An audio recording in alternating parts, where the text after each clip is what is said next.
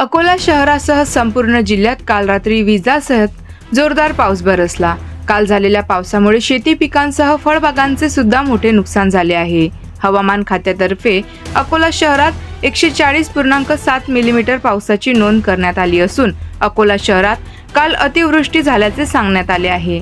याचबरोबर जिल्ह्यातील इतर तालुक्यात जसे अकोट तालुक्यात 58.9 मिलीमीटर, तेल्हारा तालुक्यात 39.9 मिलीमीटर, बाळापूर तालुक्यात 56.7 मिलीमीटर, पातूर तालुक्यात 55.6 मिलीमीटर, अकोला तालुक्यात 49.9 मिलीमीटर, बार्शी टाकळी तालुक्यात 31.1 मिलीमीटर तर मूर्तिजापूर तालुक्यात 41.7 मिलीमीटर नोंद करण्यात आली असून संपूर्ण जिल्ह्यात काल रात्री 48.9 मिलीमीटर पाऊस पडल्याची माहिती नैसर्गिक आपत्ती विभागाने दिली आहे।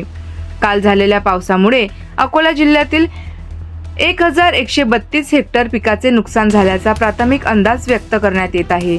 अकोला तालुक्यातील 34 गावात 286 हेक्टर पीक, बार्शी टाकळी तालुक्यात 9 गावातील 35 हेक्टर, बाळापूर तालुक्यातील 37 गावात 250 हेक्टर तर सर्वाधिक पातूर तालुक्यातील 27 गावात 561 हेक्टर पिकांचे नुकसान झाले आहे। यामध्ये कांदा, भुईमुग, ज्वारी, निंबू, केळी, मका तसेच तीळ पीक समाविष्ट असून आणखी काही तालुक्यात शेती नुकसान संदर्भात सर्वेक्षणाचे कामे सुरू आहेत।